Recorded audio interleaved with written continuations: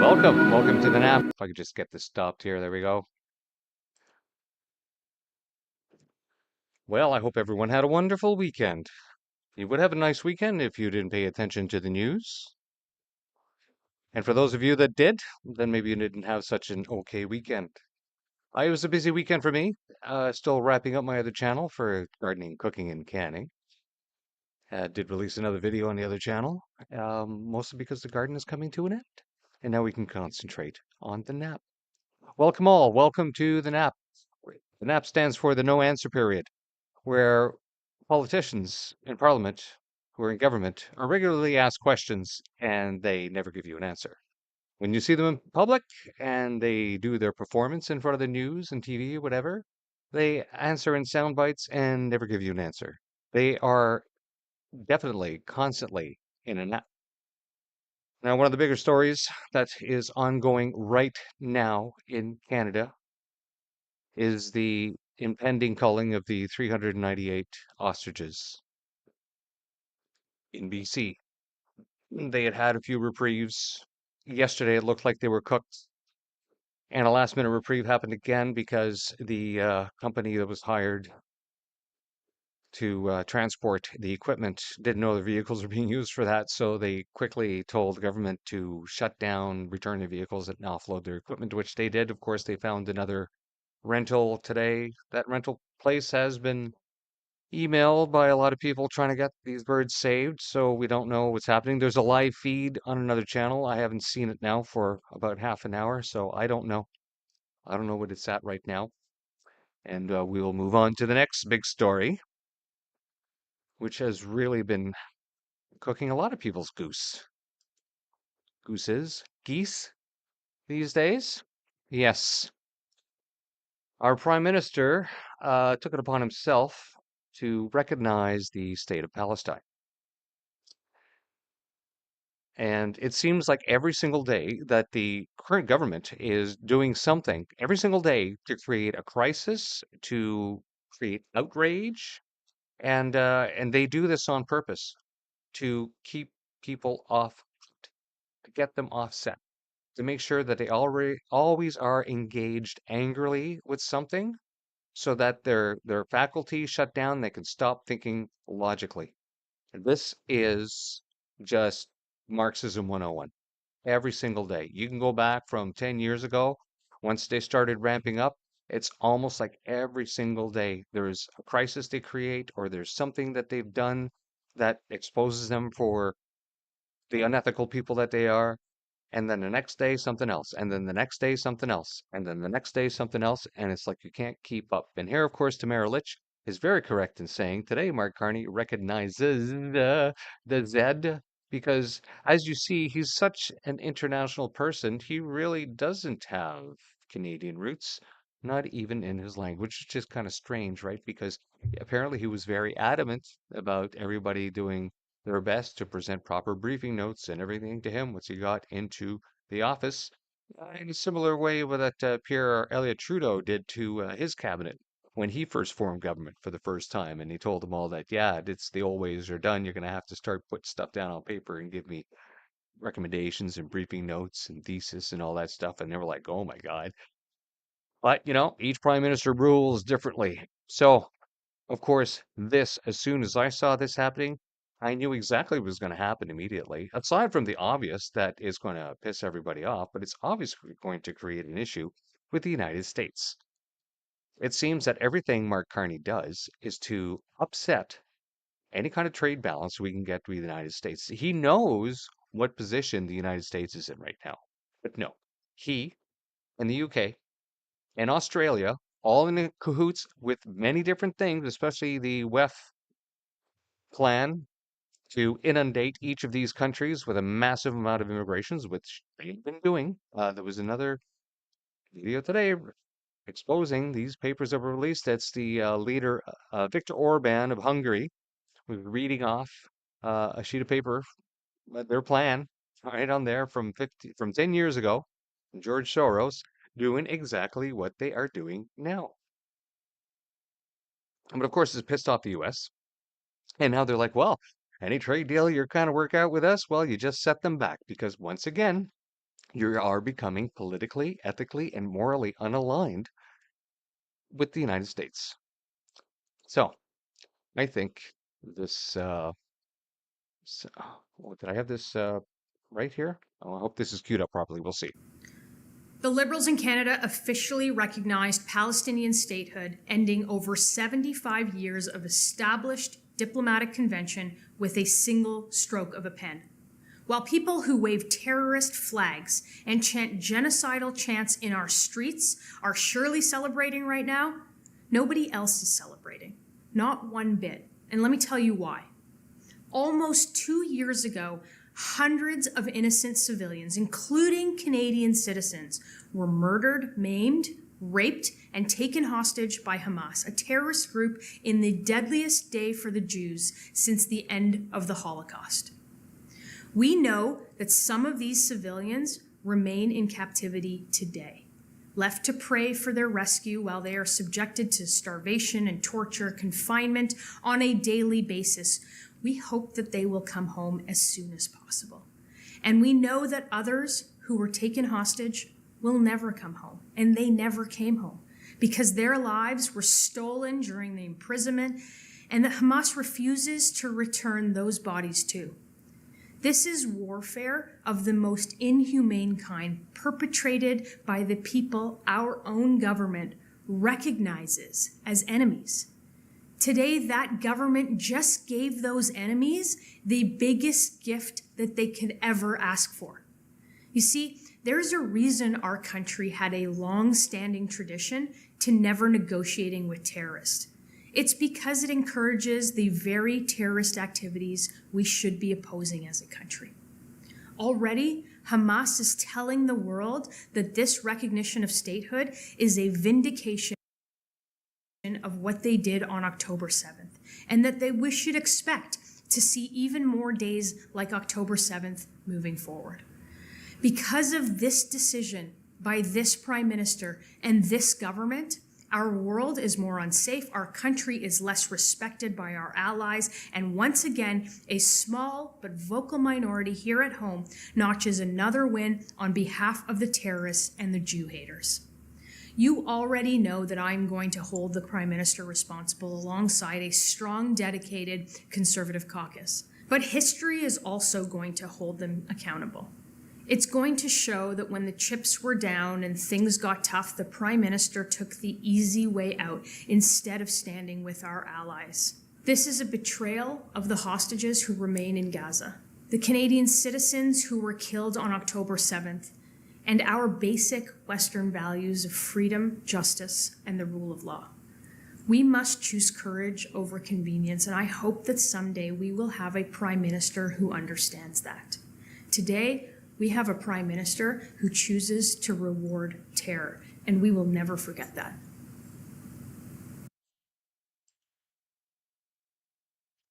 Yep. That's well said. And for sure, what the hell is this shit?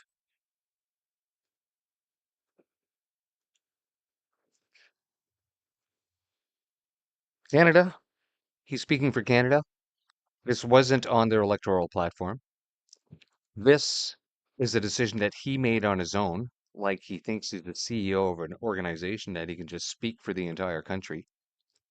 He's not he's not a dictator, although he wants to be. Although they want to introduce a lot of legislation that will give them complete totalitarian authoritarian control, as you will see if we can get to it before QP starts. But yes, Canada recognizes the state of Palestine. No, the Liberal Party recognized the state of Palestine. Let's be clear. Let's delineate this. This is insane. They recognized a group of terrorists. Canada is a joke under these feckle, weak liberals. Let's move on to the next story. Ah, yes, a good reminder here from Cat Canada. On the day Canada, the UK, and Australia recognized the Palestinian state, the terrorists publicly executed 3 of their own people. Luckily, this video doesn't actually show the execution. I wouldn't want to see that anyway. But this is the kind of people that they are. You just have to go online and read the Palestinian manifesto that Hamas has written for them. And they it's straight out of Islam, all of it. I'm telling you, it's yes, these are Muslim values, eh? By the way, that Mr. Carney, Prime Minister Carney, has been repeating. When he says such all-encompassing things like this, I don't think he understands the panacea of the many different sects of Islam that there are on this planet. Right? We have plenty of peaceful people practicing this religion in Canada, although the Liberal government has been importing a lot of them who are not peaceful, who have been making a lot of noise on the streets. And then this noise has been carried through in the publicly funded, liberal controlled media to give a false impression that Canada really cares about what's going on over there when really most Canadians are just trying to make ends meet. Marty up north.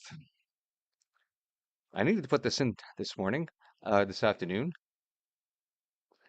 Here's a little statement from him on X yesterday. A Conservative MP told me he can't be associated with me because I'm not politically correct enough.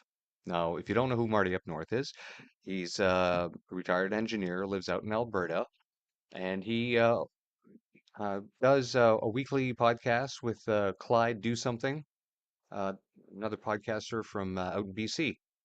And of course, Clyde got a lot of his following started along the freedom protest. And Marty's just a common sense Canadian, loves the outdoors, hunts, worked hard, has a family, and pays his taxes just like every other Canadian we want a Canadian to be, right? Follows the law, blah, blah, blah, the whole thing, right? Just a normal, everyday, grew up here. There we go.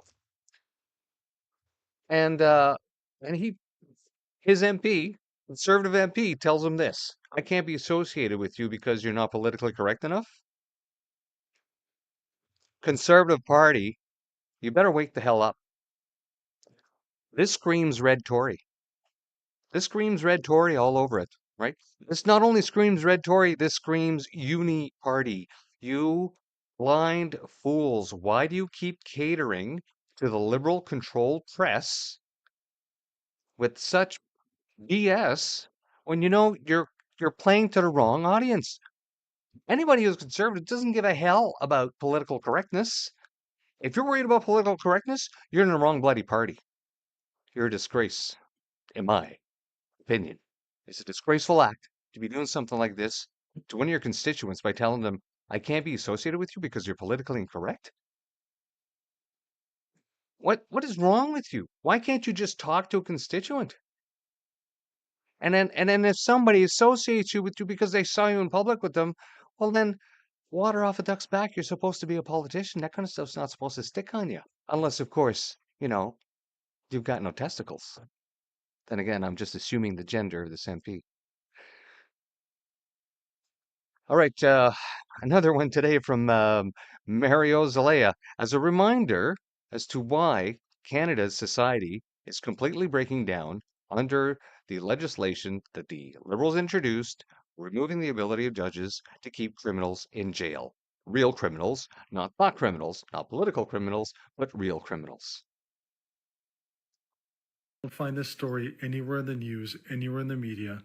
It's going to blow your mind. Just give me a sec. Hi, Mario. Don't show my name, anything associated.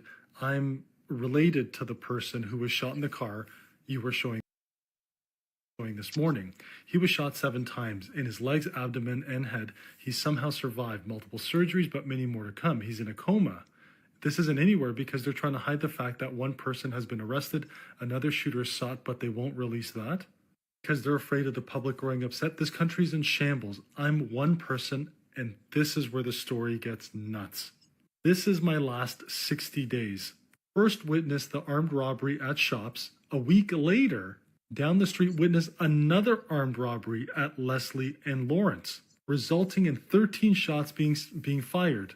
I was vacuuming my car at the gas station, believed similar suspects in both these incidents as I saw their masks, outfits, hair, and complexion both times. And then the lady that was, I gotta use the word unalived, by that kid 5 minutes away from all of this. It gets crazier. I've witnessed the emergency response unit armored blackout trucks rip past us in traffic, same area again twice for unrelated unknown reasons. An acquaintance of mine was shot in the head and his girlfriend shot in the stomach downtown, innocent civilians. A friend of a friend was shot and unalived downtown a week prior, again innocent civilian, and now this relative shot and fighting for his life. If we're honest, I will not lie and say they are innocent because he likely isn't there, but we do not know because the hospital is on lockdown. They won't release the details to even immediate family outside of his current condition. How am I one human, one Canadian, and I've personally witnessed all of this? What don't they tell us about? What data are they manipulating to avoid uprise? Our country is in shambles. Yeah, yeah, imagine that, eh? This is almost an everyday occurrence now in Canada. It wasn't like this in 2015 before the Liberals took over. Now, speaking of Liberals, here we have current Minister Anita Anand, right, will not tell Parliament what groups her department is financing in Gaza. Right? Anand invoked confidentiality in refusing a request by one MP to detail who has received taxpayers' aid under little-known Canada Fund for Local Initiatives. So this is who these people are. Just quick reminder now that at the beginning of the show, we're trying to no update on the hostages, but what did they do before they started coming in? They cut the power off. They cut the power off to the farm, apparently. This is what they were, that's what I could gather online. Typical because these evil people can only operate in darkness, can only operate in silence away from you so that you don't know how they are spending your money. I always like to remind people that Anita Anand was the Minister of National Defense at the time when the troops were coerced into the experimental messenger RNA gene therapy rebranded as a COVID 19 vaccine without informed consent because the list of adverse events was not quite available yet. And if you didn't take the jab, they were going to administratively release you without you having any recourse. And that was it. 10% of the people left. Haven't been able to redo it yet. And the people who did take the jab and were injured, well, they were told, I'm sorry, we're going to deny you duty of care. You have to go to the Vaccine Injury Support Program. Oh, but by the time they found out, it was too late because it was over 3 years for some of them. And then, of course, the Vaccine Injury Support Program is a massive failure that Public Health of Canada had to take it over because contractor that these evil bastards went and hired, pocketed most of the money, played games, never processed any claims, very few of them at least anyway, and then left people hanging, people that they injured, people that are completely, almost completely paralyzed. These evil. So anyway, getting back to Anita, she won't release this information. Well, apparently somebody did ask for the information, and this was covered by Northern Perspective. They just released a video this morning, and a friend of theirs was able to get them this copy of this here, an inquiry of the ministry, where they asked specifically, right? And they have to answer this question. And they did. They had to answer the question. I'll let you go over and watch their video. They go through and they explain each of the items, well, on the first page anyway, and then they quickly go through the other page, any other page, any other page, any other page, and then, of course, the final page for a grand total of, I don't know, $6 million plus, and that's the stuff that they know of, right? And then if you go through the list and you see what they are funding, again, where are the receipts? Where's the proof that any of this was actually used for that? We don't know. There's no receipts. You don't get receipts from terrorists. And as a matter of fact, you do know that 90% of the aid that goes to Gaza is always taken by the terrorists themselves. So that's why, in many cases, Israel has issues sending aid through there when it's going through these checkpoints, when it's all just being raided by the very terrorists that still haven't given back the hostages after that incident coming up on 2 years, where they raped and pillaged and killed. And now, of course, Canada has, no, sorry, not Canada, Liberal Party has rewarded this act of terrorism with a promise of statehood. Go watch this video. if you want to find out what they're spending the money on. Again, links will be down below after the broadcast will be put in the description. Next, right, Daisy Media. So Daisy Media, independent media, covers stuff Ottawa mostly, and of course, last week I showed how Daisy was just covering uh,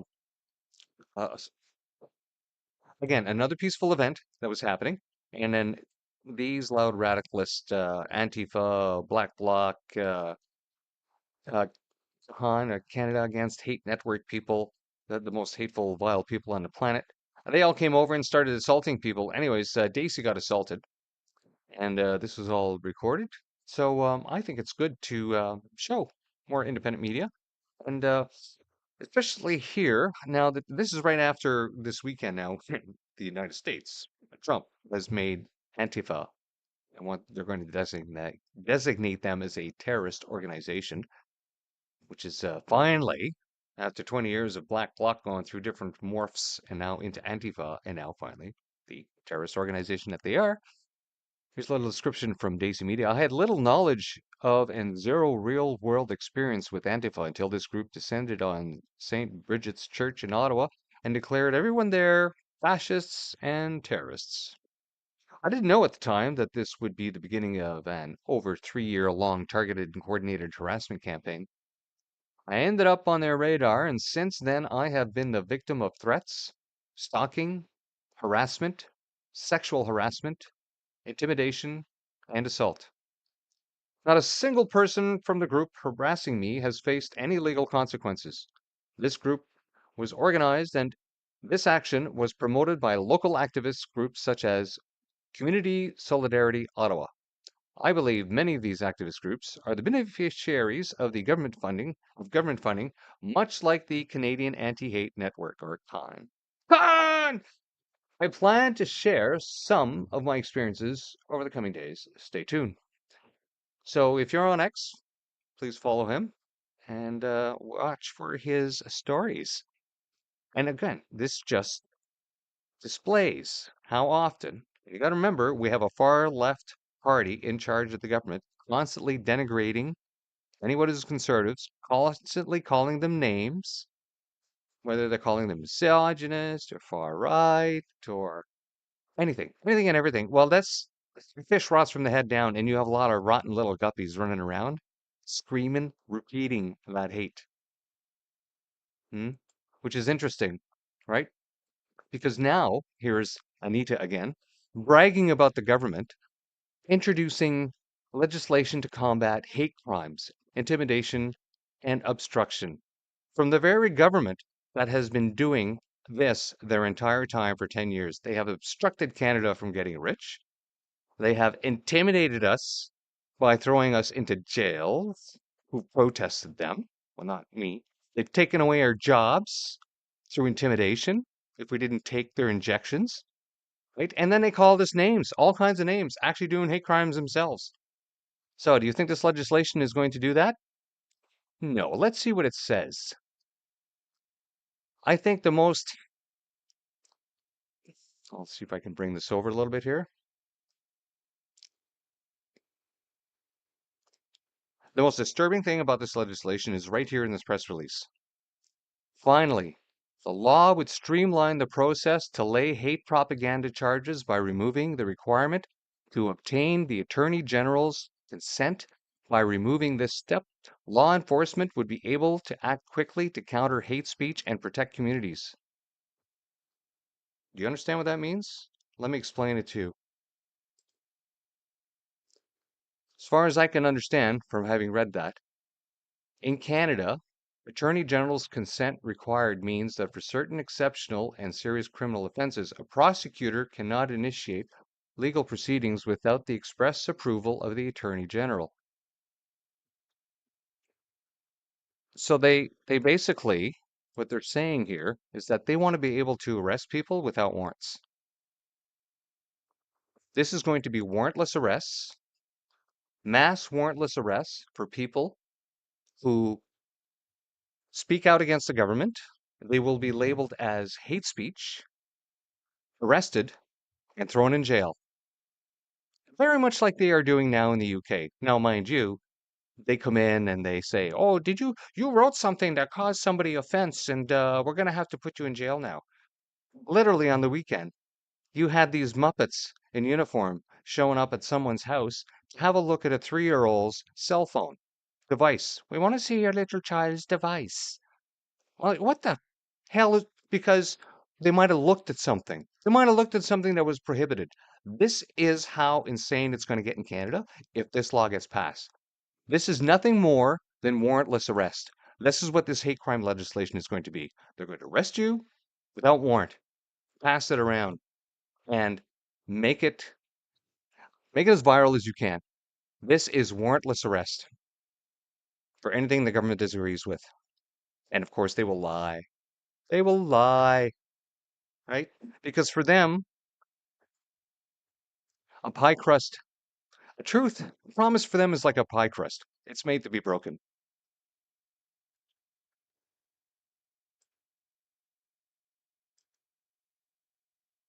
Now, some more, Mario, because of the constitutional crisis that Sean Fraser is caused now this weekend, right? Because they know, because for the liberals, it's all about control. They just hate the fact that the provinces are still independent in some way and they still have control over their own destiny, especially by using the notwithstanding clause. So what has he done? What has he done? Probably the most important video I've made of 2025. We have a constitutional crisis, and I'm going to blow your mind. This here is Sean Fraser. About 6 or 7 months ago, he said he was going to resign to spend time more family. Fast forward to today, he's the Attorney General of Canada for the Liberal Party. He has asked the Supreme Court to step in and effectively alter the terms of the Charter of Rights, triggering a constitutional crisis. All this while he gets to work from home. Let me quickly explain. This is the Canadian Charter of Rights and Freedoms. Around this area is a section called Section 33, which is also known as the Notwithstanding Clause. Sean Fraser wants to scrap it completely, and I'll explain that in a second. You see, the Charter of Rights was only made possible because of the inclusion of that Section 33. It allows the provinces to override certain sections of the Charter of Rights for a period of 5 years, which are renewable.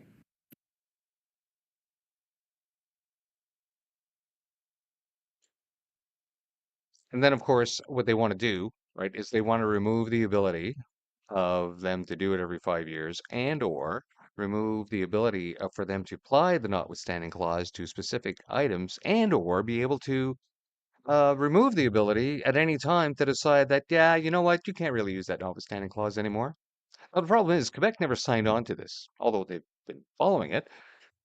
And this really is it was a catch-all that really protected the provinces because every province, it's its own entity. We're not one massive nation equal from East Coast to West Coast, North and South. Every community is absolutely different, and every area has its own different economic, financial needs, and riches under the soil or not. Different environmental challenges. Each province has its own provincial sovereignty, and this is what they are attacking. So, for a bit more of an explanation, here's Northern Perspective, continuing on the same document. And there's a specific clause in the Constitution Act that really made everybody nervous. Section 52(1) of the Constitution Act of 1982, the Supremacy Clause. Provision. The Constitution of Canada is the supreme law of Canada, and any law that is inconsistent with the provisions of the Constitution is, to the extent of the inconsistency, of no force or effect. This game. Sorry about that. There we go. Purpose. Section 52(1) recognizes the primacy of the Constitution. It imposes an obligation on bodies empowered to determine questions of law to do so in a manner consistent with the Constitution and to invalidate or treat as invalid a law to the extent of its inconsistency with the Constitution. So, what does that mean? Well, basically, this is near the end of the act, and what this says is that any laws that the federal governments or provincial governments may end up enacting and creating must apply to the Constitution. Otherwise, the courts can deem it invalid. So this is the clause that was really causing a lot of problems when there was negotiation between the federal government and the provinces during the implementation of the Canadian Constitution Act. Now, none of these clauses were numbered at that point. They were just being drafted. So if you're confused why this is at 52 and the other one we're discussing is 33, don't worry about it because they were numbered after the fact.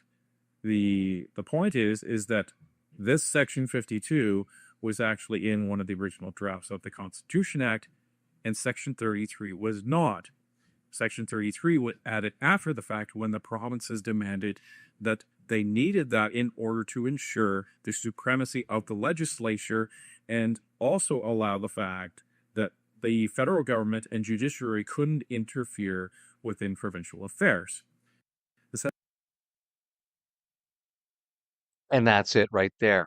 Interfere with provincial affairs. But that's what liberals do. Liberals meddle in everything. Liberals interfere in everything. They can never leave well enough alone. They always have to get their fingers in there, and they have to manipulate, and they have to change everything.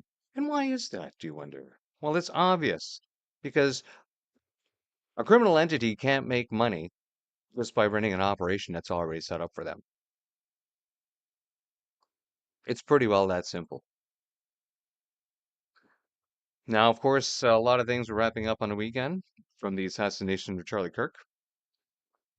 But then, of course, the Toronto Red Star never disappoints us in their opinion pieces. There's enough just to read the headline here.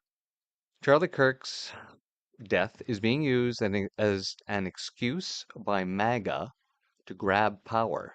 This is how Canada can defend itself. The insanity, the far left insanity in Canada is out of hand. It's out of control. Everything about them. Trump, Trump, Trump, Trump, Trump, Trump, Trump. They couldn't care less about all the things that are happening here in Canada. They couldn't care less about the amount of people lining up for food. They couldn't care less about the inflation. They couldn't care less about the crime that is happening. They couldn't care less about the tens of thousands of people that have died for no reason, either through medical assistance in dying or harm reduction or waiting in line, waiting for healthcare. Right? Never getting the healthcare they want and they're expiring before they can get medical help. But no, apparently this has something to do with MAGA grabbing power. But no, it has nothing to do with MAGA. MAGA grabbing, like everything about them is MAGA. They there's something wrong with their brains. Something absolutely wrong with their brains. Just, we can no longer allow, Charlie Kirk said, a tech oligarch, a tech dictatorship absent of the traditional constitutional checks and balances to continue to reign terror over our speech. This was 2022, and Kirk, one of the most important conservative influencers and organizers in America, was telling his supporters that social media couldn't be trusted. Twitter, Facebook, Google, and a whole lot had, he said, conspired to censor conservative voices. And they would never regain power if their ability to communicate with the masses rested with corporate powers beyond their control. That is absolutely true. Everything he said there is true.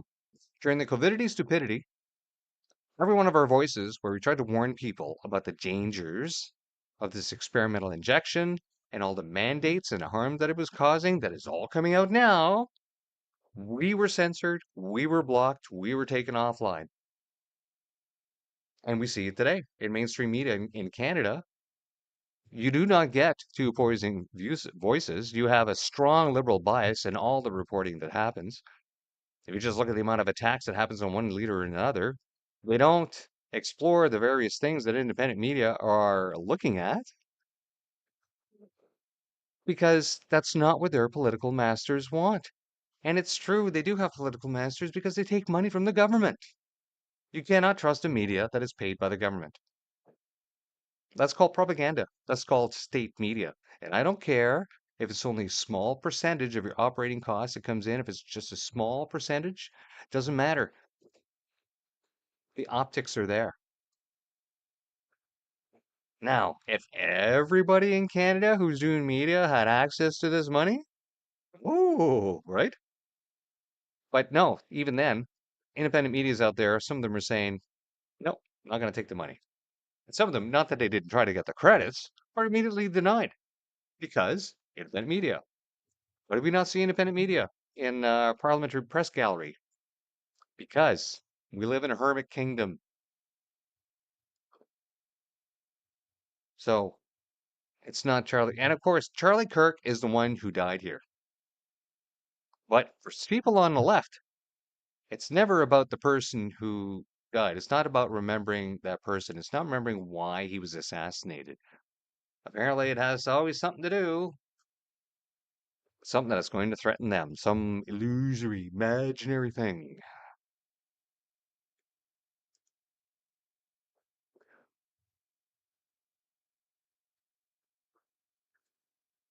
Well, we're not too far away from the question period. Now, James Woods is a wonderful actor. I think I've liked him most everything I've seen. He's played a lot of obnoxious characters too. But anyways, when I read this today, knowing who he was, I was like, wait a minute, has he lost his mind? We've all made, it's of course, this is because of Kimmel, right? We've all made jokes at Jimmy Kimmel's expense. But Mr. Kimmel is a fellow artist, and I am in fact heartbroken to see the way he has been treated. I feel he is, in his heart of hearts, a good and decent fellow, devoid of malice and hate. Just kidding, Jimbo. Eat shit and die. Sorry, he didn't say and die. I apologize for misreading James Wood's ex post. Right, on to our next little story. So, as we like to do prior to the question period, we like to also expose a lot of the, um, well, let's just say the waste, the absolute waste that our government exposes Saw us that to. the future of dinner was chirping in your backyard. Yeah, no one wanted to eat those bugs because we aren't lizards. Now, let me remind you about Aspire Food Group, the so called success story out of London, Ontario. Yeah, some success.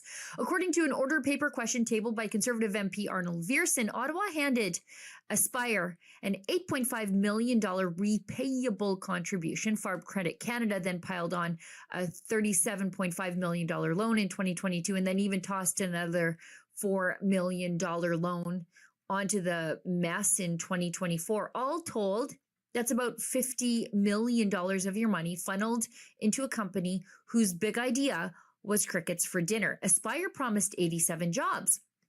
We now know they delivered about 8, not 87, 8, which means taxpayers effectively paid $6.25 million per job created. Then in May 2025, Aspire went into receivership. So, go to their channel, watch the entire thing. It's insane. Every single day, something like this is coming out. Right? And then, of course, and it was like applauding. Oh, yeah, look, we're going to make modular homes. Are you surprised you're paying, was it 3.2, 2.3 mil? Who cares? Over $1 million for modular home, a shack off the rack, and now this, and that, and everything else. And of course, now that they've gone bankrupt, you think you'll find, and they paid back about $1 million, I think, on one of the loans, but that's it. The rest of it's gone, right? Is anybody going to go through the books to find out where the money went, right? Make sure there was no absconding of any kind. No, and then of course, who made this decision? Who, and if the person who made this decision, are they going to lose their job in the government that signed the paperwork to say, oh yeah, let's just throw this money out? Nope. No, they'll probably get a bonus and a promotion and slowly make their way up through the public service ranks. And if they are in the bureaucracy, if they are in government, I'm sure, I'm sure they're getting compensated somehow. And now, of course, I had this queued up here from Moose on Loose. There must have been a reason. And just check the time here. Yeah, we still have time. Here is making waves on. And of course,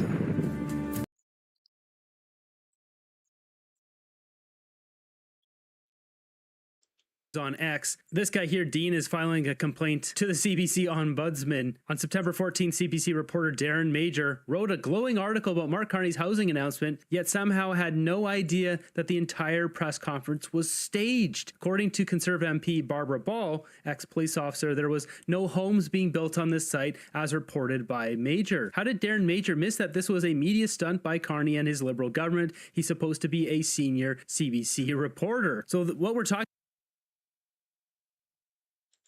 so we had fakery once again. They're all fakes.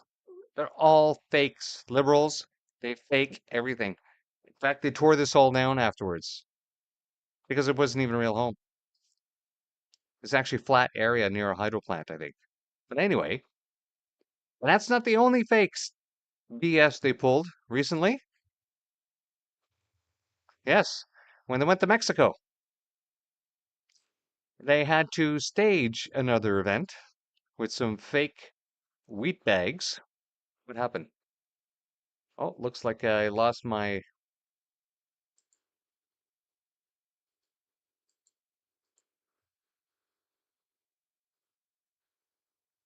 Anyway, we lost it. Wheat bags. Pallets with wheat bags, big stickers on it saying Canadian wheat. Just staging stuff, like wasting money for these press releases. What are they doing? Every single day doing something to pee people off.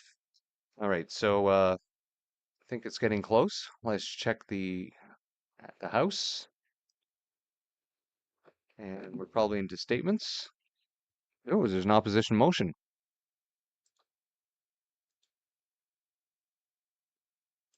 Canada, when at the same time as we built one in Canada, they built 14 in the United States, and they're exporting their natural gas around the world as a result.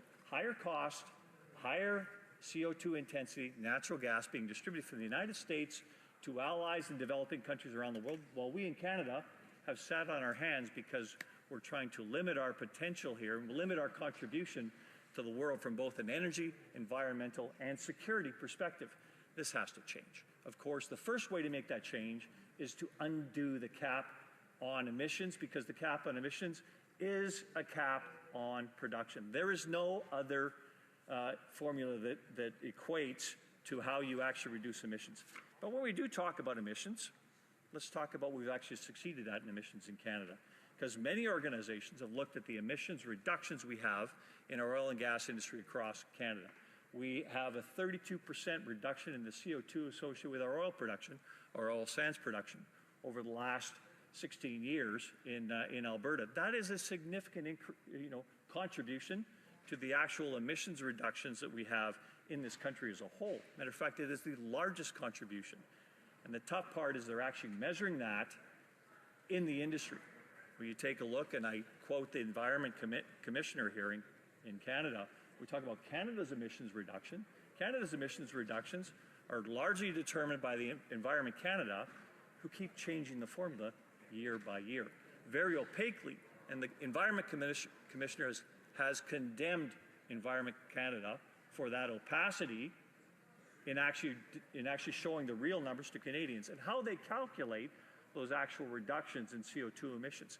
Whereas the oil and gas industry in Canada knows those numbers and has done a great job in reducing the CO2 impacts associated with oil and gas production in Canada.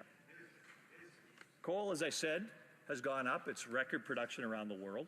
But let's also look at oil. What's happening in the oil markets right now? For years, we've been hearing about how oil is peaked.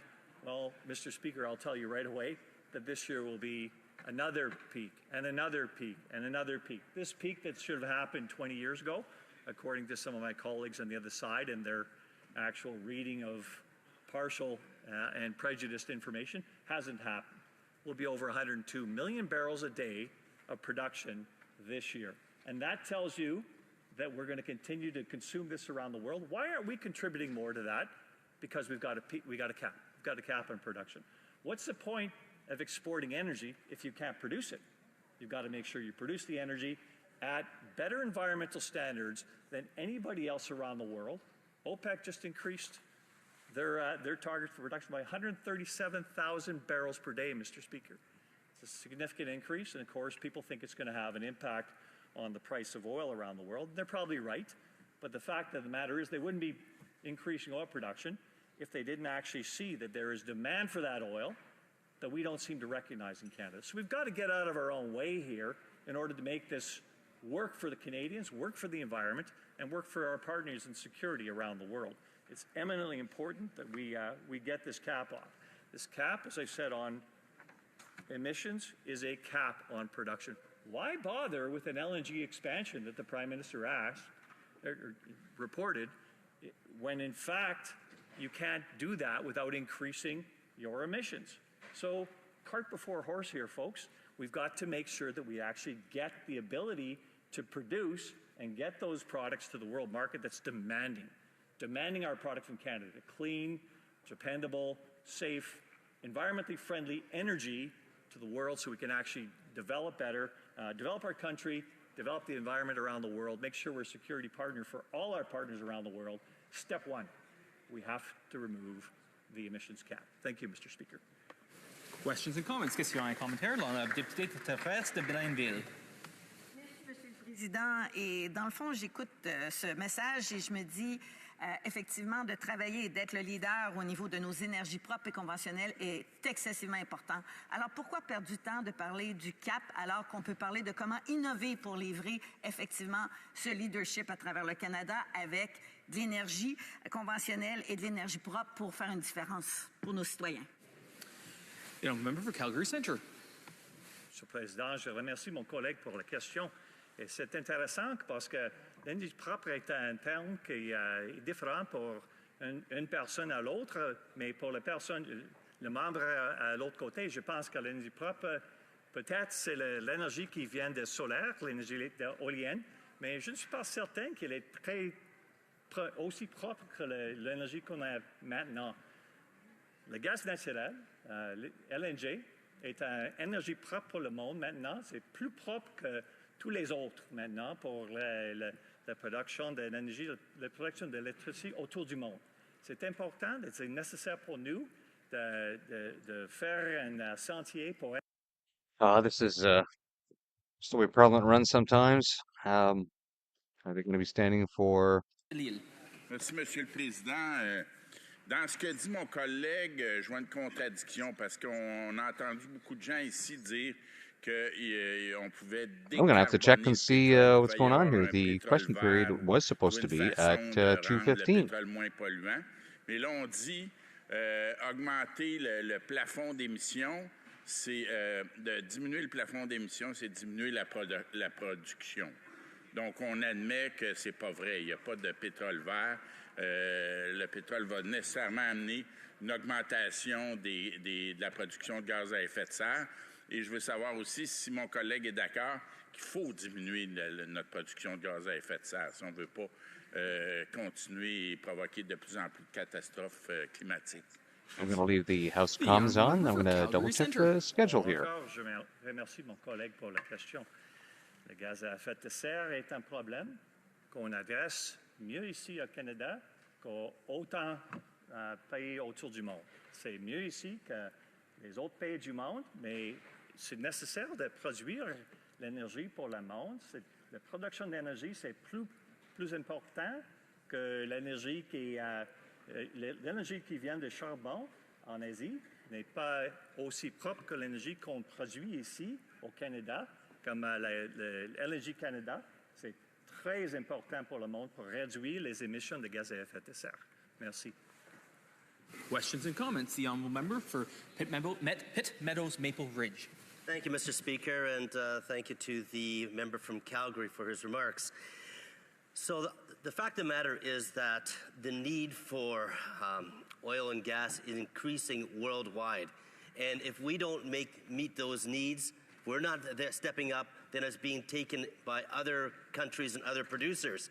And I wonder if the member could just comment more about the fact that by reducing and holding back this the production, how that negatively impacts services for Canadians, such as healthcare, such as everything, transportation, infrastructure, and how we're really shooting ourselves with this policy. Apparently, according to the schedule, Thank you, Mr. Speaker. That is an question excellent period is question. underway.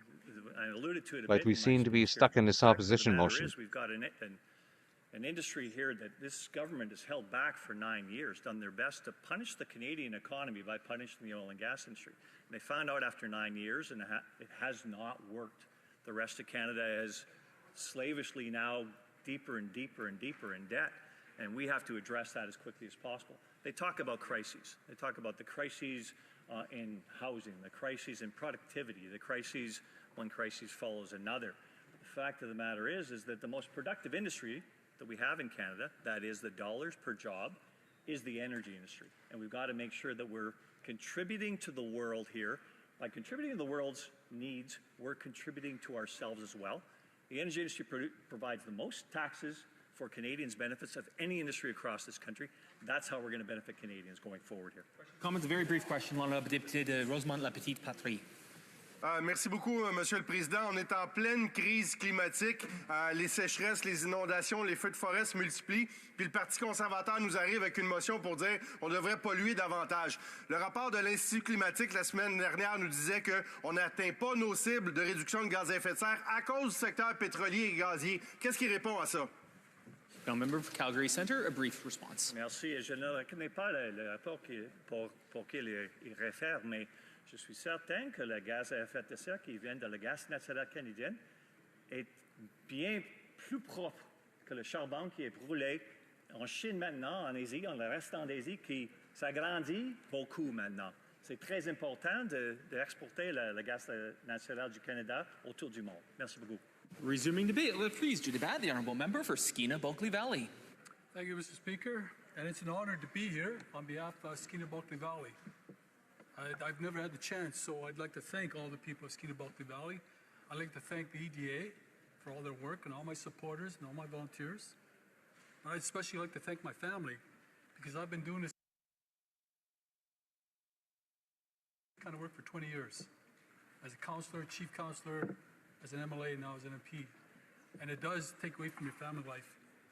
And my wife is actually in Ottawa today. She actually, I got her to come over here to join us. Right? That's quite the accomplishment, to get your spouse to join you. But it's, I wouldn't say it's timely that we're talking about emissions and major projects in Canada. Because like I said, I've been doing this for 20 years. For all the reasons that I've heard from all the different members. And none of the reasons have changed for me. But for some reason, this Liberal government has awoken to listen to the people of Canada in terms of what Canadians want. Well, back in my region, my province, Canadians and First Nations have been asking us for 20 years. I mean, you think about LNG project in BC, 18 major projects in 2018. All but 3 left Canada. All that investment. You think about one major project being $40 billion, and the next one, underneath it in Kitimat, being $30 billion. The $30 billion project left BC. That's lost investment. Now, as a First Nation community, we had to learn environmental assessments, permitting, economics. So that was a planned But it loss never investment escaped us by the Liberals, that our people needed purposefully a future destroying our outside the economy internet. by getting these projects And if you haven't shut down. experienced poverty, exclusion, or the Indian Act, then you have no idea how important a job is to somebody that's never experienced one, let alone a group of people that want a better future. And First Nation leaders have gotten it from both ends. They've gotten opposition from a Liberal government that does want to entertain oil and gas projects over the last 20 years, or they get it from environmental groups that oppose. And yet the simple fundamental underlying factor is how to address poverty and the violence of poverty. I haven't seen an in-depth conversation in either this House or the provincial legislature to talk about how bad that is. And you talk about crime and drugs, violent crime, that's what First Nation leaders have been trying to address. But this new aha moment in listening to Canadians and listening to First Nations, when the Liberals imposed the tanker ban, their treaty partner in Niska opposed it for the reasons I just outlined. Plus, they thought they had a partner in Canada to actually breathe life into the treaty. Lac Wallams opposed it because they hadn't been fully consulted.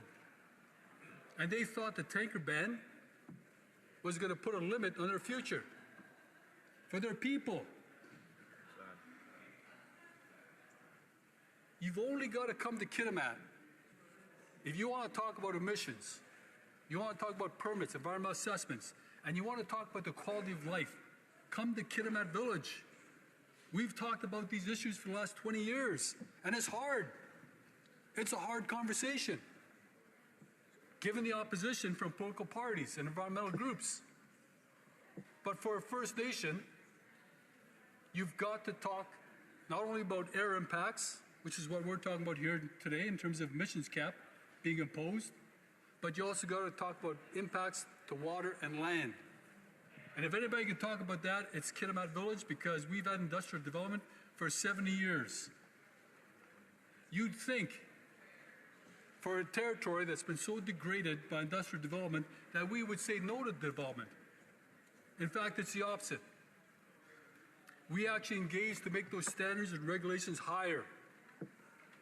But we also did it not only to uplift our people, but to uplift all those other First Nations along the pipeline route.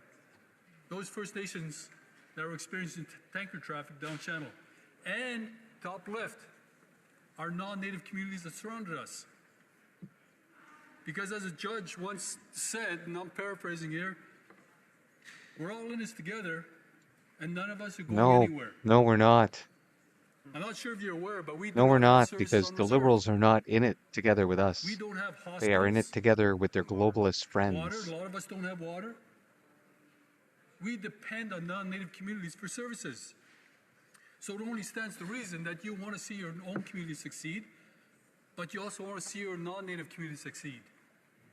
For those medical services, for the highways, for the schools. Liberals don't care if anybody succeeds except their I think this pocketbook. is a relevant conversation given the nation-building conversation that we're currently having. This existential crisis There is no nation that the building. United States has put us There in. is a kleptocracy where they're stealing We've got everything a that lot of isn't work to nailed do. down. A lot of work. Not only in terms of emissions, but in terms of what we are leaving for future generations. We're addressing affordability. We're trying to address that. We're trying to address housing. But what's in it for the next generation? When you're exporting all your product and all your services and all your jobs to the United States, in BC, they shut down the logging industry. That means a number of mills all across BC closed down. Where'd they go? They went to the United States. Now, these big corporations can come and go at their will. It doesn't matter to them. They have different interests in different countries, but the worker has got to find a different employment income. The family has got to think about, does their children graduate from the school that they grew They up don't in? call it the far left The coast for municipality nothing. has to think about the tax base. Everybody else benefits because of bad Liberal policy. We're talking about an oil and gas emissions cap. And somehow it's a new era with a new Liberal government. But everybody in Canada has known for years that over 90% of oil and gas product goes to the United States at a discount. And what does the United States do? They use it for domestic and export purposes. That's right. The United States is an energy superpower.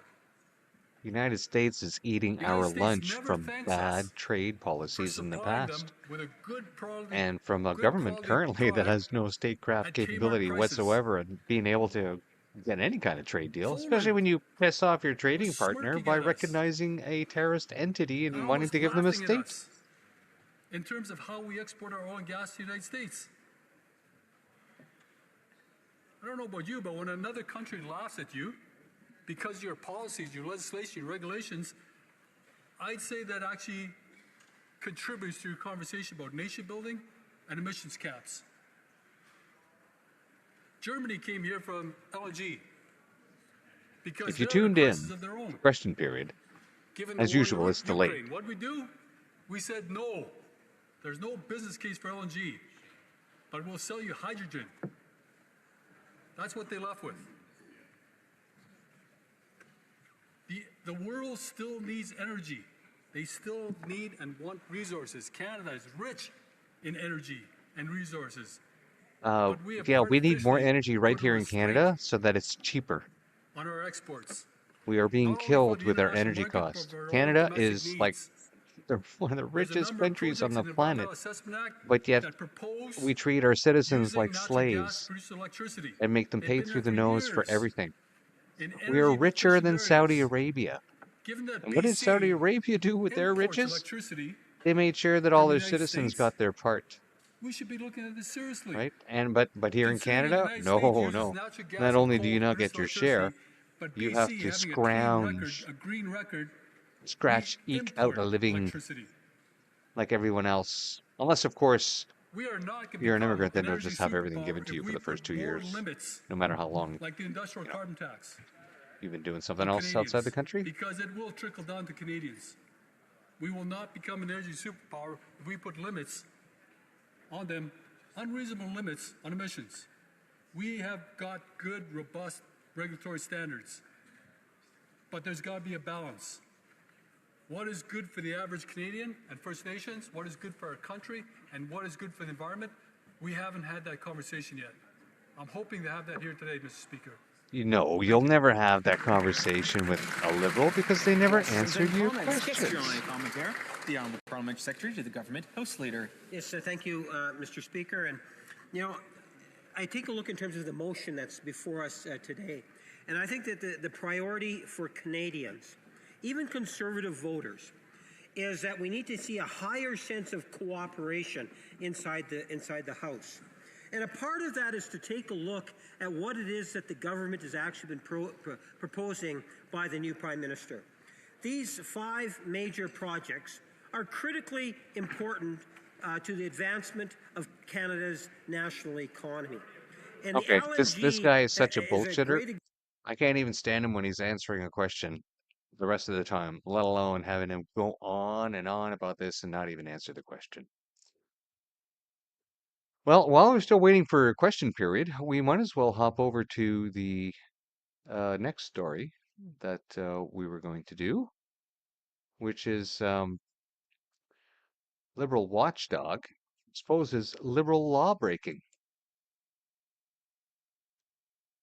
Commissioner, to be clear, your orders are legally binding, correct? Now, you had indicated, and your report outlines that non-compliance on the part of government departments and institutions has been an issue. Now, you indicated in answer to Mr. Barrett that your office has been forced to bring not 1, not 2, but 8 applications for writs of mandamus to force non-compliant law-breaking departments and institutions to abide by the law. Now, going to federal court is costly, it's resource intensive, is it not? It is. And so can you provide a number, a figure, or provide some description of the degree in terms of, from a resource standpoint, your office has incurred in order to effectively drag government departments and institutions kicking and screaming to comply with your lawful order? Well, currently the Act doesn't make me monitor these decisions and these orders. But if somebody complains to my office that the order was missed, the only recourse that I have currently is to make an application for mandamus, which we've done. We have increased our number of litigators in terms of cost. It's salaries, and time for us.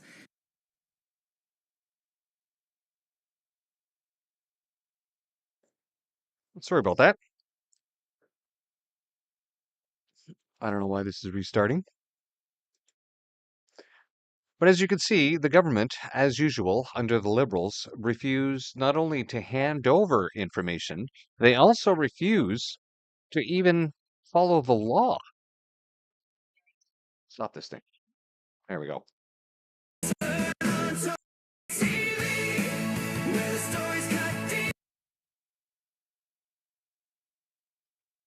That's weird. I'm supposed to be replaying that. There Commissioner, we to go. be clear, your orders are legally binding, correct? So can you provide a number, a figure, or provide some description of the degree in terms of, from a resource standpoint, your office has incurred in order to effectively drag government departments and institutions kicking and screaming to comply with your lawful order? Well, currently the Act doesn't make me monitor these decisions and these orders. But if somebody complains to my office that the order was missed, the only recourse that I have currently is to make an application for mandamus, which we've done. We have increased our number of litigators in terms of cost. So everything the Liberals do is to enrich themselves at any cost. They don't care. And because they're in government, they will just do whatever they want, not follow the rules, not follow the ethics, break laws here and there because they know they are practically untouchable. They can be dragged into committees to try to answer something, but they can refuse to answer and there's nothing they can do. This can be dragged out over weeks and months and years and eventually maybe brought to the bar in Parliament, but I bloody doubt it. These people, and of course the Liberal press, controlled by the Liberal government, do not report this at all. None whatsoever. Ah, yes, Moose on a Loose. I love when he does his chart. Now, before we get back to that, seems like we're still in the business of, I think it looks like they're starting to file in for question period. Because of the natural resource revenue that the nation has, because they have No, been they're partners. still speaking to the motion from before. So let's get back to, yes. Always good to be reminded of the massive amount of corruption by our Prime Minister. Jumping over to moosechart.com, here's a thought. Is Mark Carney, the Liberals, allowing all this crime to happen in Canada? This is a very...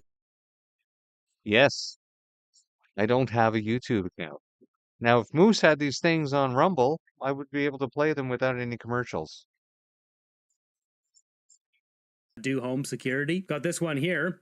There we go. Start that over. Criminal. That's right, criminal. Now jumping over to moosechart.com. Here's a thought. Is Mark Carney, the Liberals, allowing all this crime to happen in Canada because Mark Carney's invested in companies that do home security? Got this one here. Johnson Controls International. They do HVAC, air conditioning, heating, cooling, and home security systems. And if we look at Johnson Controls International stock, what has happened here? Mark Carney gets elected right here, and the stock goes nuclear.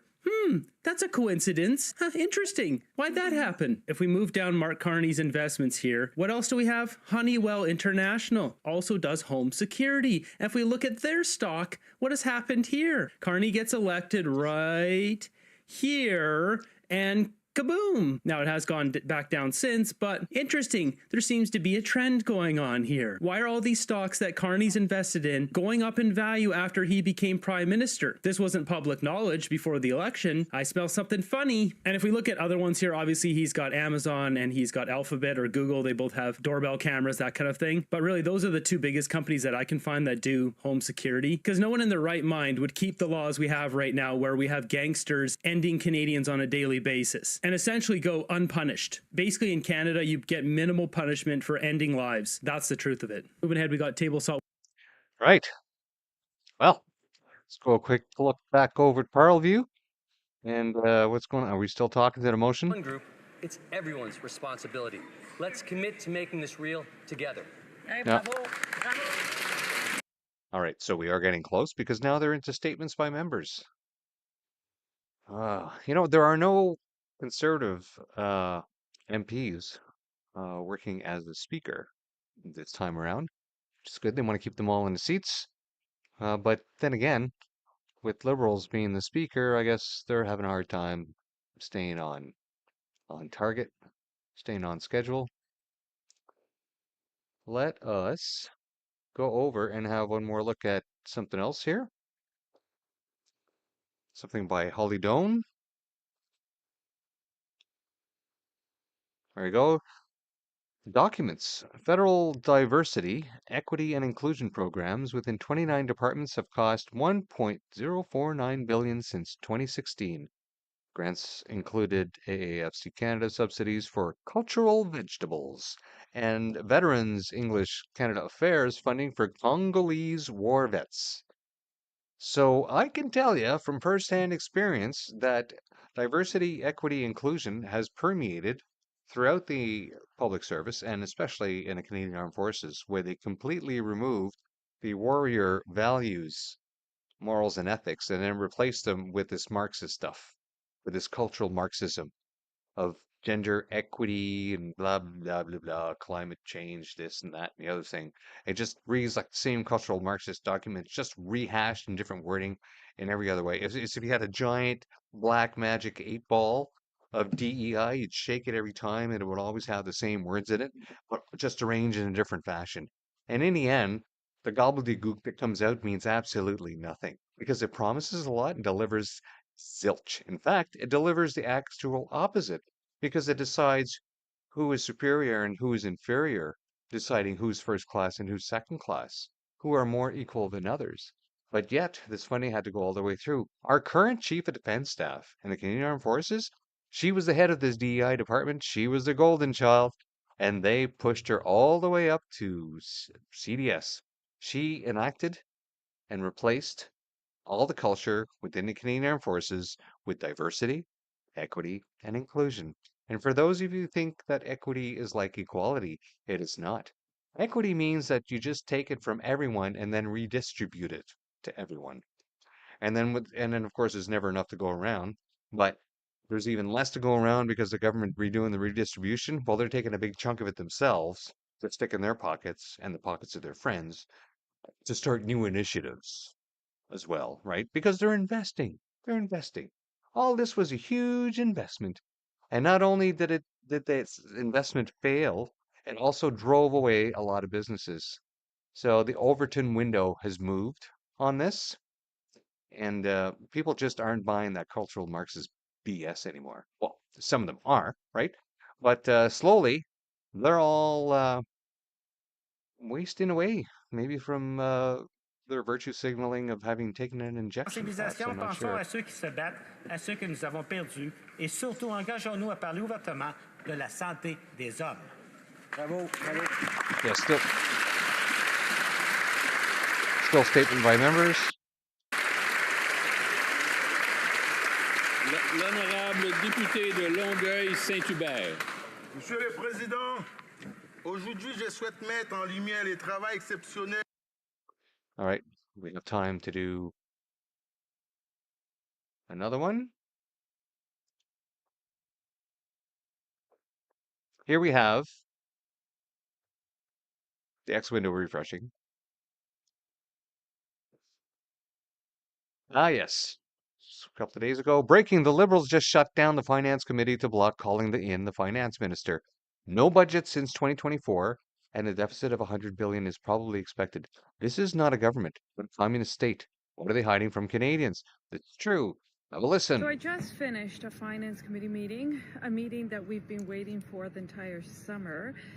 It was a 1-hour meeting, but to my surprise, the Liberal chair broke the rules and adjourned the meeting, ended the meeting suddenly, and walked away. We were trying to move a motion to bring the Minister of Finance into committee to speak about the precarious situation that we have. Now, I don't know if you understand the seriousness of this, right? Because when we look at our government and we see how they perform, I'm just gonna back out of this page here. Oh no, I should go back. Oh well, whatever. Here. And we look at the calendar. Now, if we look at this week here, House of Commons, right? House of Commons sitting right here. And you have all these other meetings. This is how government operates. Within these committee meetings, people meet together for various reasons, and these various committees are set up to oversight and make sure that the government is on the right path and that proper representation is made from throughout Canada by MPs on those committees to hopefully ensure that those values and ethics from those different parts of the corners of the country are also represented there at the table, so that when a government pushes through legislation, they can still hear back, or in the way that they're operating, hear back from all those other MPs and say, hey, you won't answer in Parliament. How about you answer here in committee? Because there's no other way to get questions to them. They can ask them for information requests, right? It's always like pulling teeth to try to get information. Or you bring them in, and then, of course, it'll be some more of the nap, right? No answer period. They will just weasel their way, not answer questions. Or, but this is the first time I've seen this, where the chair just walks away without adjourning. That's like the government deciding, you know what, we're not going to hold the lower house today. We're just going to decide it down. You know what, House of Commons, I know it's on the schedule, but yeah, you know what, we're not going to do it today. That's on par with that. You just don't arbitrarily cancel scheduled meetings for no reason and don't engage. This is what the Liberals are doing. They are doing whatever the hell they want, not giving any answers, not engaging, and not being held accountable. I don't know how much longer this can keep up. I don't know how much longer they can keep doing this. So let's go back to the House of Commons. This and not revisit this. It sounds like he doesn't even believe in this. So if the public safety minister doesn't believe in this program, why are we spending $742 million taxpayer dollars to keep it going? Here, here. Great. The Honourable Minister of Public Safety. Mr. Speaker, I've addressed this issue a number of times, but let me just make it very personal, Mr. Speaker. The last 4 months in this role as Minister of Public Safety, I've received a great deal of vitriol from the gun lobby, Mr. Speaker. If you go into my social media accounts, you will see hundreds, if not thousands, of comments of hatred that's coming all through well the gun deserved, lobby, because Mr. you don't Speaker. know what the hell you're doing, The and you're opposite trying to is doing is confiscate private reinforcing property. that. We have a serious plan to ensure that guns are off our streets. That's why we will be going forward and implementing this program, Mr. Speaker. I invite You're the party confiscating opposite guns to come on from board and ensure legal that our gun streets are owners, safe. while allowing goons and goblins to fire illegal weapons on the streets. It's always somebody else's fault, Mr. Speaker. What this minister fails to mention is that in Bill C-5, he voted so that people who do drive-by shootings can serve their sentence on house arrest. Shame. People who do robberies with guns, house arrest, Mr. Speaker. Nobody wants a part of this program. Canada Post doesn't want a part of it. Local law enforcement doesn't want a part of it. OPP doesn't want a part of this $742 million boondoggle. The minister told us that he just has to put it to an end. So why are they still intent on having this program go forward when all he wants to do is end it? Here, here. The Honourable Secretary of State for Combating Crime. Mr. Speaker, the Conservatives constantly want U.S.-style politics here, whether it's the three... Right, so don't answer the question. Just compare them to United States. It's a typical Liberal thing, eh? Oh, they go to the United States. Mr. Speaker, we've seen these policies fail in the U.S., and they won't work here either. Come up with some What we've seen is your policies failing right here in Canada. we're going to bring with bail reform and sentencing reform, Mr. Speaker. No. The last time you did that, you screwed everything up. Mr. Speaker, the Liberal gun grab scam unfairly targets law-abiding Canadians while giving criminals a free pass. This failed scam has been rejected by the police, the provinces, Canada Post, and now even their own public safety minister. In a leaked audio, he says that the Prime Minister pressured him. He admits that this plan won't work, and he even promised to pay his tenants bail if he's arrested. You can't make this up, Mr. Speaker.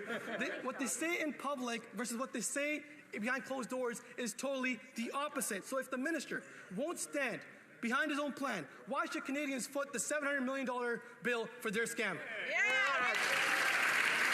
The Honourable Secretary It's not going to answer that of State for question. Combating Crime. But they'll come back and say, Speaker, American-style we're politics? moving forward in a responsible way to make sure that gun ownership in Canada is safe. There is no reason to have assault-style firearms. No. on You our decide what's streets or assault in our style. homes. homes. Mr. Speaker, we're going to be responsible. We're going to make sure that we don't have the gun crisis that we see in the United States just south of us. If conservatives have their way, they'd make guns free. We're almost there with the gun crisis in big city streets. We got drive-by shootings, people shooting up all the time in all the big cities, and it's not by legal gun owners. Conservatives have been saying from day one that the gun buyback program is an awful idea. Law-abiding gun owners don't commit gun crime with lawfully purchased guns. Criminals commit gun crime. Gun criminals who terrorize our streets because of the Liberals' failure on law and order. We know that the OPP won't participate in the program. Canada Post won't participate in the program. Local police won't participate in the program. Now we learn that the Minister of Public Safety doesn't want to participate in it either. Why is this minister going ahead with a program that he doesn't want to participate in? Hear, hear. The Honourable Secretary of State for Combating Crime. Mr. Speaker, the Conservatives need to get serious about resolving and coming up with solutions when it comes to crime, when it comes to firearms in our Oh, country. they've given you solutions, but you keep repeating the same lies in Parliament that they didn't give you solutions. To our borders, and they would go back and make assault-style firearms legal in our country. Did you know that there's a woman raped every day now in the GTA because of their changes to the legislation? The Honourable Member for Vaughan Woodbridge. Leaked audio from the Public Safety Minister revealed the truth. Not even he believes the Liberal gun confiscation program will work. He begged a law-abiding citizen, and I quote, "Don't ask me to explain the logic to you. He knows it's wrong." And he admits the Prime Minister is forcing him to ram this failed policy through, even though he knows it won't fix their soft-on-crime record. So, why is the minister still proceeding with this $742 million boondoggle when even he admits it's a failure? L'honorable secrétaire parlementaire pour la nature. Merci, Monsieur le Président. Il y a 35 ans, j'ai été abattu par un legal gun owner. Il a tiré sur moi, 4 balles. Depuis 35 ans, les Canadiens, ce qu'ils veulent, c'est que les armes de style d'assaut sortent de nos rues. Oh my God. We have actually an MP that was shot at by a legal gun owner once. One of the very few incidences recorded in Canada.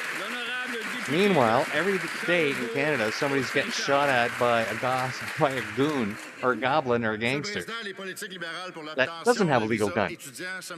Well, let's go after the legal gun owners. Ces politiques permettent aux réseaux mafieux africains de s'infiltrer et d'exploiter les Québécois les plus vulnérables. Radio-Canada nous informe, par exemple, de l'arnaque sophistiquée de Mamadou Burt, un Ivoirien qui a escroqué 2 retraités québécois pour plus de 500 000 et potentiellement $1 million auprès de 20 victimes. Est-ce que le Premier ministre peut nous dire ce qu'il fait pour combattre ce fléau des faux étudiants criminels? L'honorable ministre de l'Immigration. Merci beaucoup, Monsieur le Président. Les Canadiens nous ont donné le mandat de rétablir les programmes des étudiants internationaux à des niveaux viables et nous le faisons. Presque 100 000 nouveaux étudiants de moins sont arrivés en 2025. On a aussi le projet de loi C2 ici devant nous et pour réduire les chiffres et à prévenir les augmentations soudaines de demande.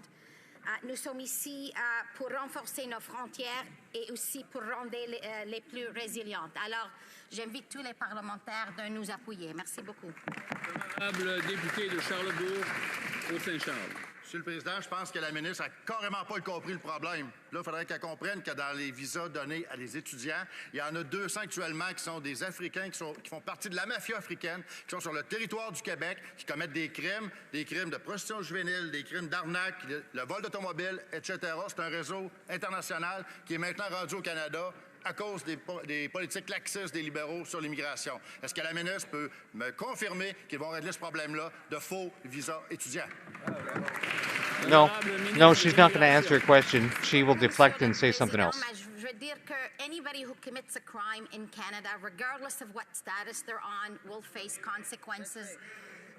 Le IRCC travaille avec le CBSA et tous nos partenaires ici pour assurer que If we need to deport somebody, we will. That's CBSA's job.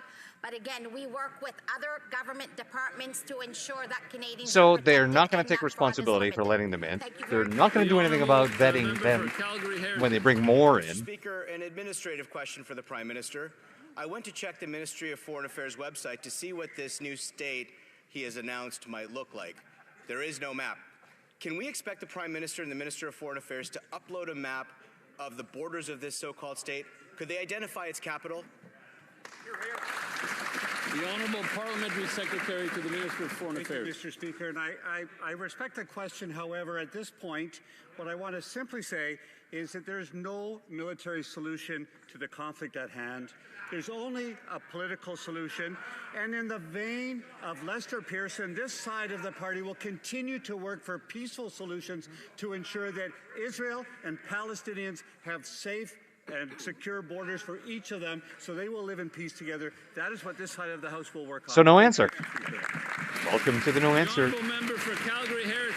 period. The Palestinian Authority runs a program perpetuating generational genocidal hate with pensions for terrorists who murder Jews. The PA, the PLO, and Fatah all embed terrorism into their institutions. The PLO founded the Al-Aqsa Martyrs Brigade, a listed terrorist entity responsible for the attacks on October 7th.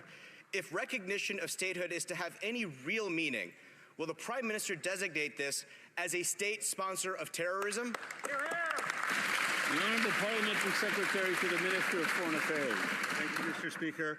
Let me also state that Canada supports Israel and its right to defend its people every day. Let me also be clear, Hamas is a terrorist group. It must release hostages immediately that have been held cruelly for 2 years. It must disarm, and it will play no role in the future governance of a Palestinian state. We will continue to defend the state of Israel, and we will continue to defend the people of Palestine to ensure we have two states with equal justice and equal rights to prosperity. He asked you if the Al-Aqsa Martyrs Brigade would also be added since they went rapey and murdery the same day. Une période destinée à reconnaître le progrès accompli et à rester ferme dans notre engagement à faire avancer l'égalité des sexes pour tous les Canadiens. Il est clair que pour bâtir l'économie la plus forte du G7, nous avons besoin de la participation totale et active des femmes. La ministre des Femmes et de l'égalité des genres peut-elle nous informer des mesures prises par le gouvernement pour faire avancer l'égalité des genres?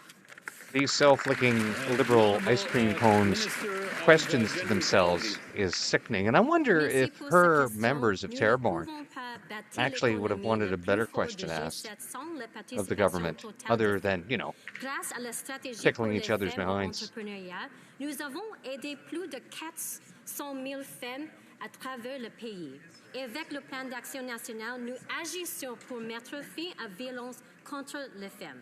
En cette semaine, nous reconnaissons les progrès accomplis et renouvelons notre engagement envers l'égalité des genres. Merci, Monsieur le Président. That's Joke Park level French right there. Mr. Speaker, in the last 4 months, $54 billion in investment has fled Canada, and that's in addition to nearly $500 billion lost in 10 years under this Liberal government. Now, the Prime Minister promised strength, but all that he's delivered is weakness. His oil and gas production cap is killing Canadian prosperity. Now, Conservatives today are calling for the end of this production cap. Will the Liberals keep their boot on the neck of our energy sector, or will they vote with Conservatives to axe the cap? Boot. More boots, please. It'll be the boot. Boot to the neck. Boot to the head. Voted to strengthen our economy by growing our energy and natural resources industries while combating climate change. Yeah. We won the mandate, April 28th. You're going to do what we tell you. Blah, blah, blah. And attract billions of dollars of investment to get to net zero. Yeah. Let me How did that work out for you? They all that the freaking Premier left. of Alberta said just this weekend. I am more optimistic than ever that the concerns of Albertans are being heard. Perhaps the honourable member on the other side could give up his division and work with us to build Canada strong. The honourable member for Red Deer. Oh, he's so going to get destroyed. Speaker, 10 years Years of Liberal policies aimed at killing our energy industry have shrunk our economy and driven up unemployment. This Prime Minister promised he'd be different, but instead, it's more of the same. You know, it's a real shame. With all the things going on in Canada, even today, you know, with the calling of the ostrich herd, overstepping by the Canadian Food Inspection Agency, that the Conservatives would keep asking questions on the same topic over and over and over. This is one of the failures of the Conservative Party. The Honourable Minister of Energy and Natural Resources. Mr. Speaker, we're focused on results that enhance our climate competitiveness. Our government, Alberta, and industry agree. Building a responsible, competitive oil and gas industry is part of the grand bargain.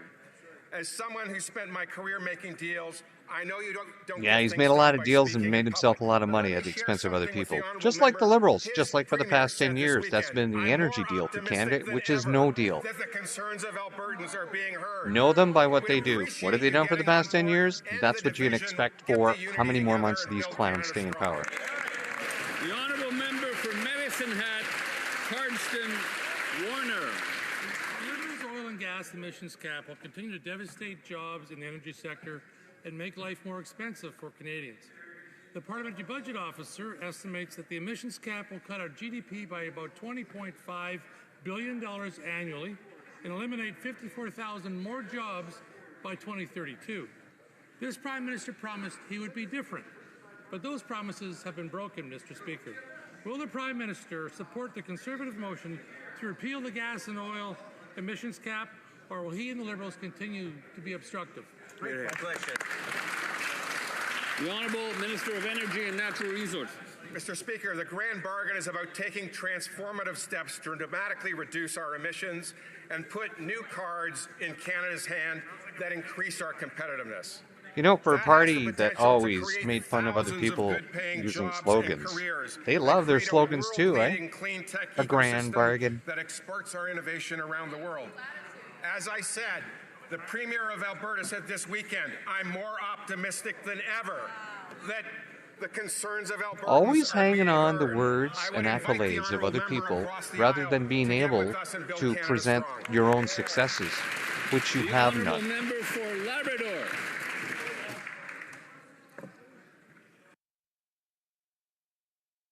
Mr. Speaker, for too long, northern communities like those in my own riding of Labrador have had to rely on diesel-generated electricity to keep the lights on at costs that are too high.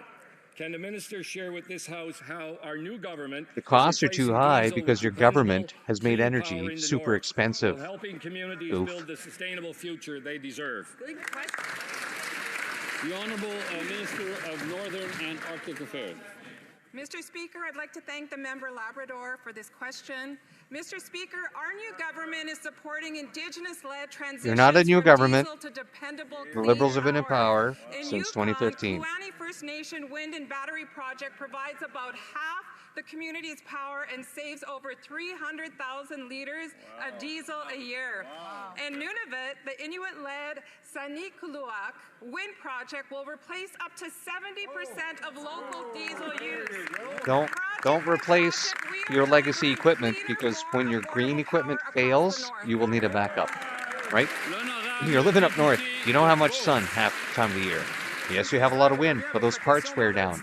What's your disposal method for all the toxic materials that you're going to be using? What's the replacement cost after the stuff fails? What's going to be costing to send people up there to fix it when it fails? They don't amortize that cost when they say, oh, we're going to use diesel. Yeah, they never look at the overall costs. Même dans les grandes villes canadiennes, avec 13 milliards, on construit 20 000 logements, pas 4 000. Les maths ne fonctionnent pas. Monsieur le Président, pourquoi avec les libéraux, ça coûte toujours plus cher? Parce que les libéraux, ils prennent l'argent, ça va dans leur poche. Monsieur le Président, merci pour la question. I know it's only the second week back. The Conservatives are already getting the math wrong. That's right. And we need to set this straight. Build Canada Homes will have $13 billion to invest in affordable housing across the country. We have a number of projects to launch that with, 4,000 homes in 6 cities across the country, 700 homes in Nunavut, as I mentioned earlier, and $1 billion into supportive transitional housing. That'll be roughly 5,000 homes for people who are homeless or at risk of homelessness. We're going to see tens of thousands of homes across Canada built. That's right. We look for your support on the budget. Thank you. The honourable member for Winnipeg Centre. It's still going to cost way more than it This should. weekend, thousands of people across Canada joined Draw the Line protests to send the Prime Minister a very clear message. Enough is enough. Why? Because the Prime Minister and Cabinet are pushing through legislation and measures violating the rights of workers, violating the rights of Indigenous peoples, violating the rights of migrants, while undermining gender equality, civil liberties, disability justice, and environmental protection. So my question through you, Mr. Speaker, is why is the Liberal government bulldozing over our Constitution to fast-track their corporate agenda? I don't know. Why did they bulldoze people's charter rights when they're COVID stupidity and COVID-19 mandates? Because they don't care. They'll do whatever they want. Government was elected, Mr. Speaker, to focus on Canadians, to be pragmatic, to stand up for Canada, to make sure Yeah, I wish they'd people stop had great focusing on jobs, us. to make sure that Canadians can count on their government when things are tough. And that's exactly what we're doing. Yeah, we can certainly count on our government to make things tough. We're focused on what Canadians need, what they're telling us they want to invest in. We've got an ambitious No, plan, we Mr. nobody Speaker, told you to and we're invest. acting on We it. told you to stop spending. For some reason, you've got something wrong in your head that you think spending is investing. La période des questions. Oui, oui, c'est ça, c'est vrai. Comme il est 15h07, la Chambre procédera maintenant au vote par appel nominal différé sur la motion de Monsieur Wow, they relative started aux their travaux question des period like really subsides late, convoqués les députés. and he just cut it short. 15 This government, I tell you, this government just does whatever the hell it wants. They don't care about the rules. They don't care about anything. Well, before we shut this down, it's a good thing to remind everyone about this very important message regarding our ability. Oh God, did I delete those? No, they're right here. Let's remember this. Canada is introducing legislation to put people in jail without warrants for arrest. They're just going to come by, have a standing order to arrest people for hate, and then put you in jail. And then they'll keep you in there for 10 to 14 years. Right? They can't even keep a rapist in jail for a year. They can't even keep murderers in jail for 10 years. But they're going to go after people using this hate legislation, arrest them without warrant, process them through, and then throw them in jail for 30 words. Now, apparently, they are going to define what hate is. But as you know, everything the Liberals have done for the past 10 years has never been clear, has always been obfuscated, and has always been written in a certain way to be interpreted in their favor. And if it's not interpreted in their favor, they do it anyway and then go to court. As you know, the Emergencies Act was ruled having been used illegal during the freedom protest, and the government immediately decided to fight that decision. That decision is still having to come down in the courts, right? So they don't care. They will do anything and everything just the way they want. They'll promise you the moon, and like I said, their promises are like pie crusts made to be broken. And why is this bad again? Because of this. The law would streamline the process to lay hate propaganda charges by removing the requirement to obtain the Attorney General's consent. Removing the requirement to obtain the Attorney General's consent, whereby the Attorney General's consent is required so that a prosecutor can initiate legal proceedings without express approval. This is insane. Absolutely insane. John Bolton, another channel, he did a video, and just look for it. Look for the thumbnail. It's got tape over his mouth. And if you want to see Canada's future under this hate legislation, just look at the absurdity of people being thrown in jail for posting a few words because it offended somebody else. The Liberals are an authoritarian, totalitarian organization, enriching themselves along the way, massive amounts of money missing, no accountability, no receipts, and the Liberals use the levers of power to avoid accountability at every method. And one of the most important levers that they have been using has been using the mainstream media by ensuring that only their message gets through and that independent media does not have a voice. And with that, we will see ourselves away, and we will see you tomorrow. Thanks for all who came by. Give us a like, follow, like, share, subscribe, whatever it is. Anyways, it's been a long show. We'll see you tomorrow. Bye-bye. And it's not starting.